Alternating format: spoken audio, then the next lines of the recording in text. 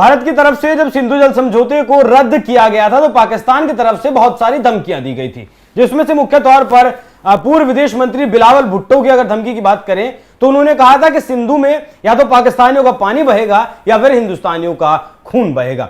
लेकिन तमाम धमकियों के बाद अब हालात ये हैं, जो तस्वीरें आप देख रहे हैं कि सिंधु का पानी लगातार सिकुड़ रहा है, सिंधु लगातार सूख रही है, क्योंकि भारत ने वाकई में पानी बंद कर दिया है। चिनाब और झेलम से वाटर बम ऐसा मारा है पाकिस्तान के ऊपर कि पाकिस्तान को सांस नहीं आ रहा है और अब वो दुनिया भर में सामने जाकर गिड़गिड़ा रहा है कि भारत को समझा दीजिए कि भारत पानी सिंधु का छोड़ दे। इसी विषय पर चर्चा करेंगे क्या कुछ चल रहा है पाकिस्तान में। मेरे साथ मौजूद हैं हमारे सहयोगी अनुपम प्रसून। सर, बहुत बहुत स्वागत है आपका। अब नए क्या हालात बने सर पाकिस्तान में सिंधु जल समझौता जब से रद्द हुआ है? देखिए, अभी एक बड़ा अपडेट आ रहा है। अपडेट क्या है, सबसे पहले वो बता देते हैं। हमने ये जो तस्वीरें आप देख रहे हैं, ये अलग अलग मतलब झेलम नदी और सिंधु नदी की तस्वीरें हैं। और हालत देखिए, इसमें पहले पानी का एक बहुत बड़ा प्रवाह होता था। ये पाकिस्तान से आई तस्वीर है और ये तस्वीर कोई हमने नहीं ली है, ये तस्वीर पाकिस्तानी मीडिया की है। जो आप देख रहे हैं, आप देखेंगे कि नदी के दोनों किनारे सूखे पड़े हुए हैं। अमूमन इस मौसम में भी इस दरिया में पानी बहुत तेज़ प्रवाह से बहता रहता था, लेकिन इस बार ऐसा नहीं है। नाले की शक्ल आप कई जगहों पर देखेंगे। आप ये जो तस्वीर देख रहे हैं, इससे आपको अंदाज़ा लग गया होगा, और ये हम आपको स्क्रीनशॉट पे दिखा रहे हैं कि अलग अलग जो मीडिया चैनल्स हैं या अलग अलग सोशल मीडिया हैंडल्स हैं, उनके ज़रिए ये सारी तस्वीरें आ रही हैं पाकिस्तान से निकलकर। और ये तस्वीरें कम से कम यही बता रही हैं कि पाकिस्तान में हालात विकराल हैं। अब इसे इस तरह से आप समझिए कि 80% पाकिस्तान का जो सिंचाई की निर्भरता थी, 80%, वो पूरी तरह से जो सिंधु जल समझौते के तहत पानी जो पाकिस्तान जाता था, जो 6 नदियां हैं उसमें 3 पाकिस्तान की हैं, 3 भारत की हैं। तो भारत के हिस्से का भी करीब 70% पानी, और 3 चूँकि पाकिस्तान की थी तो उसका पूरा 100% पानी वो पाकिस्तान के हिस्से में जाता था। और इससे पाकिस्तान के सिंध इलाके में, पंजाब में, यहाँ पर जब आप देखते थे तो सिंचाई होती थी। अब स्थिति ये हो गई कि नदियाँ सूख रही हैं। अब इस वक्त बुआई का मौसम आ गया। आपको भी पता है कि अब धान रोपाई का दौर शुरू हो रहा है। ऐसे में पाकिस्तान में हाहाकार सी स्थिति आ गई है। मतलब इतना विकराल हो गया है कि खेत बिल्कुल सूखे पड़े हैं, सख्त पड़े हैं, खेत फट रहे हैं। अब पाकिस्तान ने 5वीं दफ़ा, बहुत गौर से ये समझिएगा कि अप्रैल में करीब 23 अप्रैल की आधी रात को ये ऐलान हुआ था कि सिंधु जल समझौता को भारत रद्द कर रहा है। भारत की तरफ से घोषणा की गई थी। 24 तारीख से लेकर अब तक 5 दफ़ा पाकिस्तान ने ख़त लिखा है, और ये ख़त जब भी लिखा जाता है भारत इस पर कोई जवाब नहीं दे रहा है, क्योंकि भारत ये दुनिया को बता चुका है कि सिंधु जल समझौता अब बहाल नहीं होने जा रहा है। नरेंद्र मोदी, प्रधानमंत्री नरेंद्र मोदी ने अपने भाषण में भी कहा था कि टेरर और पानी एक साथ नहीं बह सकता, खून और पानी दोनों एक साथ नहीं बह सकते। ये प्रधानमंत्री नरेंद्र मोदी ने कहा था, और पाकिस्तान को ये डायरेक्ट मैसेज था कि अब हम पानी नहीं देने जा रहे हैं जब तक पाकिस्तान ये गारंटी नहीं दे देता कि वो पूरी तरह से आतंक के खिलाफ है और अपने घर में पल रहे आतंकियों को वो खुद सज़ा नहीं दे देता। इसका एक मतलब ये निकाला गया था। अभी जो खबर आ रही है वो यही खबर है कि पाकिस्तान ने फिर से एक ख़त लिखा है, जो हमारी जल संसाधन मंत्रालय है, और उनको ये जल शक्ति मंत्रालय, उनको ये सारे ख़त लिखे गए हैं। और जल शक्ति मंत्रालय ने उस ख़त को, जो अब तक 5 बार लिखे गए, उन सारे ख़तों को विदेश मंत्रालय को उसने भेज दिया है। और विदेश मंत्रालय की तरफ से ये साफ तौर पर कहा गया है कि सिंधु जल समझौता रद्द करने का जो फैसला भारत ने अप्रैल के महीने में लिया था, भारत उस फैसले पर कायम है। अब भारत ने एक नया प्लान बनाया है। भारत ने प्लान ये बनाया है कि 130 किलोमीटर की नहर भारत तैयार करेगा। और वो 130 किलोमीटर, आपने देखा होगा कार्तिक की कुछ दिनों पहले, अभिषेक, आपने कुछ दिनों पहले प्रधानमंत्री नरेंद्र मोदी का एक भाषण सुना होगा। मैं उनकी उस सभा में मौजूद था। बिहार के विक्रमगंज में प्रधानमंत्री नरेंद्र मोदी रैली कर रहे थे, और उन्होंने वहाँ पर एक बात कही थी कि अब हम जो है सिंधु जल समझौते को रद्द करने के बाद जितने भी डैम हैं हमारे, जो इन 6 नदियों पर बने थे, उनकी गहराई कर उनको गहरा कर रहे हैं। मतलब वहाँ जितने काद थे, जितने मतलब अपशिष्ट थे, उनको हटाया जा रहा है और उनकी गहराई अब बढ़ाई जा रही है। प्रधानमंत्री मोदी जब ये कह रहे थे तो साफ तौर पर एक मैसेज था कि पानी भारत ज़्यादा से ज़्यादा स्टोर करना चाहता है इन 6 नदियों का। और अब खबर ये आ रही है कि स्टोर करने के साथ साथ भारत की प्लानिंग ये है कि इन नदियों के पानी को, इनके रास्ते को डाइवर्ट किया जाए और भारत में ही कुछ ऐसा किया जाए कि इनके पानी की खपत की जा सके।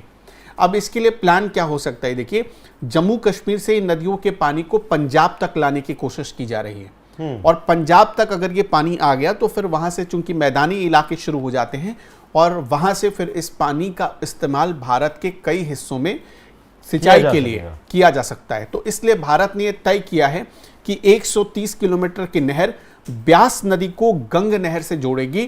कुछ ऐसा बनाया जा रहा है, मतलब जो हम 6 नदियां हैं उनमें एक ब्यास नदी भी है, तो ब्यास नदी को गंग नहर से जोड़ने के लिए। और आपको भी पता है कि गंग नहर से जब ये जुड़ेगा तो इसका मतलब ये पानी उत्तर प्रदेश तक भी पहुंच जाएगा। ये भी आप सबको। इसके अलावा यमुना को गंगा सागर से जोड़ने के लिए 200 किलोमीटर का एक प्रोजेक्ट चल रहा है, उसमें ये पानी लाया जाएगा। इस प्रोजेक्ट में 12 किलोमीटर का एक टनल है, वो भी इस प्रोजेक्ट में शामिल है। सरकार ने ऐसा दावा किया है या भरोसा दिया है कि 2 से 3 सालों में वो ऐसा कर सकती है। मतलब ये इस प्रोजेक्ट पर बहुत तेजी से काम चल रहा है और अब ये जो पानी का डाइवर्जन है ये आप 3 सालों में, हद से हद 3 सालों में देख सकते हैं। मतलब ये जमीन पर नजर आएगा।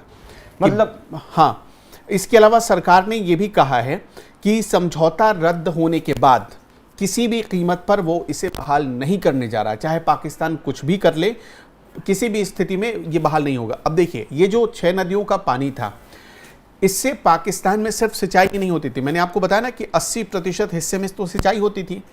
इस पानी का एक बड़ा हिस्सा पीने के लिए भी इस्तेमाल किया जाता था। और पाकिस्तान में इस वक्त एक भारी जंग के हालात बन गए हैं सिर्फ पानी को लेकर, सिंध और पंजाब के बीच। अब ये जो पानी आप देख ही रहे हैं कि क्योंकि पानी पहले से ही कम है, तो सिंध अब इस पानी का इस्तेमाल करेगा या इस पानी को पाकिस्तान वाले, पंजाब वाले इस्तेमाल करेंगे, इस पर अब झगड़ा होने लगा है पाकिस्तान के भीतर। तो सिर्फ भारत के एक फैसले ने पाकिस्तान के भीतर भी गृह युद्ध जैसे हालात पैदा कर दिए। जी अच्छा, 22 तारीख के बाद लगातार परमाणु हमले की धमकी पाकिस्तान सर दे रहा था, लेकिन ऑप सिंदूर जब हुआ 7 मई के बाद ऐसा कुछ सुनने को नहीं मिला। पाकिस्तान के किसी भी नेता ने वैसा नहीं कहा। लेकिन अब मतलब लगभग 1 महीने के बाद बिलावल भुट्टो ने दोबारा से धमकी दी है कि पानी अगर नहीं छोड़ा गया तब फिर पाकिस्तान परमाणु हमला करेगा। मतलब मौजूदा वक्त में पाकिस्तान जाने वाला पानी 20% तक कम हो चुका है। जो पानी 80% पहले पाकिस्तान जाता था वो ऑटोमेटिकली फिलहाल तक 60% हो चुका है। आने वाले वक्त में तो और ज्यादा बुरा हाल होगा। तो सर, ये जो धमकी एक बार गीदड़ भभकी जो दी गई है बिलावल भुट्टो की तरफ से, इसे कैसे देखते हैं? देखिए, बिलावल भुट्टो मतलब आपको पता है एक ऐसा आदमी जो पढ़ा लिखा अंगूठा छाप है। बिलावल भुट्टो पाकिस्तान का वो आदमी है, वो मंत्री है। अभी उसने अपने ही देश की खिल्ली कई बार उड़वाई है। जब वो डेलीगेशन में गया बाहर, उसके ठुमके आपने देखे ही होंगे, वो भी काफी चर्चा में रहता है। मतलब उसे पाकिस्तान के भीतर ही लोग सीरियसली नहीं लेते। यहां तक कि वो शहबाज शरीफ के साथ गठबंधन में एक सरकार का हिस्सा है, छोटा पार्ट है, लेकिन इसके बाद भी खुद शहबाज शरीफ उसे बहुत सीरियसली नहीं लेता है। अब एक आपको और बात बताते हैं। पाकिस्तान का जो उप प्रधानमंत्री है जिसका नाम है इशाक डार, उसका एक बयान हमारे सामने है। इशाक डार ने कहा था कि भारत से हम गुजारिश करते हैं कि पाकिस्तान के 24 करोड़ जिंदगियों का सवाल है, वो ये पानी हमें दे। अब इशाक डार की भाषा और जो हमने बोला कि ये जो पढ़ा लिखा अंगूठा छाप है उसकी भाषा, बिलावल भुट्टो की भाषा, इन दोनों की भाषा में देखेंगे तो जमीन आसमान का फर्क है। और अभी भी अगर पाकिस्तान इस मुगालते में जी रहा है कि वो न्यूक्लियर की धमकी देगा और भारत इसको बहुत सीरियसली लेगा, तो सरगोधा, नूर खान और किराना हिल्स, इन 3 ठिकानों पर भारत ने जो किया था 8 मई या 9 मई की रात को, वो पाकिस्तान बार बार याद करेगा। आप इससे अंदाजा लगाइए, वो पाकिस्तान बार बार याद करेगा। और मैं आपको एक और चीज बता देता हूं, जो होता है ना किसी चीज का आफ्टर इफेक्ट, वो पाकिस्तान में दिख रहा है। जो 9 मई की रात हुआ ना, उसके आफ्टर इफेक्ट को अभी तक पाकिस्तान भुगत रहा है। ये जो पानी कम हुआ, पीने के पानी का संकट खड़ा हुआ, सिंचाई के पानी का संकट खड़ा हुआ, ये एक आफ्टर इफेक्ट की तरह है और इसी न्यूक्लियर धमकी की वजह से उसे ये आफ्टर इफेक्ट झेलना पड़ रहा है। तो अभी भी मतलब अच्छा, दूसरी बात कि भारत ने दिखा दिया कि ये न्यूक्लियर गीदड़ भभकियों से वो डरने वाला नहीं है। अब कई लोग तो ये भी कहते हैं और ओपन सोर्सेस के हवाले से ये भी कहा जाता है कि अगर बीच में पाकिस्तान को बचाने के लिए अमेरिका खड़ा ना होता तो शायद पाकिस्तान को न्यूक्लियर क्या होता है इसका भी अंदाजा हो गया होता। ये धमकी देने से क्या हो सकता है पाकिस्तान का नुकसान, इसका भी अंदाजा हो गया होता। और अगर आपको याद है तो हमारे DGNO जब वो प्रेस ब्रीफ कर रहे थे और उनसे जब पूछा गया, DGAO माफ करिएगा, DGAO जब उनसे पूछा गया था कि आपने किराना हिल्स को टारगेट किया या नहीं किया, उनके जवाब में जो मुस्कुराहट थी उसमें पाकिस्तान के बहुत सारी आशंकाओं को उसने दूर कर दिया था। तो पाकिस्तान जब भी ऐसा सोचे तो मैं तो यही कहता हूं कि भारत के DGO जो भारती साहब हैं उनके बयान को, हाँ, उनके बयान को बहुत गंभीरता से सुने। हाँ, मतलब आपने जितनी बातें बताई हैं उससे मैं एक निष्कर्ष पर पहुंच जाऊंगा, कुछ भी हो लेकिन सिंधु जल समझौता अब रद्द है, वो रद्द ही रहेगा, वो वापस बहाल नहीं होगा। और अगर वो वापस बहाल नहीं होगा तो पाकिस्तान में जो इशाक डार ने कहा है कि 24 करोड़ जिंदगियां हाथ में है, मतलब वो वाकई में 24 करोड़ जिंदगियां हाथ में। इस पानी से पाकिस्तान की 20% GDP चलती है। पूरी खेती यहां से इससे सिंचाई के लिए इस्तेमाल होती है, उद्योग में इसका पानी का इस्तेमाल होता है और पीने के लिए भी एक बहुत बड़ा हिस्सा पाकिस्तान का इस पानी को इस्तेमाल करता है। पाकिस्तान की गिदड़ भभकियों का ही नतीजा है जो आज पाकिस्तान भुगत रहा है। बाकी आने वाले वक्त में सिंधु जल समझौते को लेकर जो भी कुछ अपडेट होगी वो आप तक हम पहुंचाएंगे। सर बहुत बहुत धन्यवाद आपका। दर्शकों, आपकी इस विषय पर क्या राय है कमेंट कर जरूर बताइएगा। नमस्कार।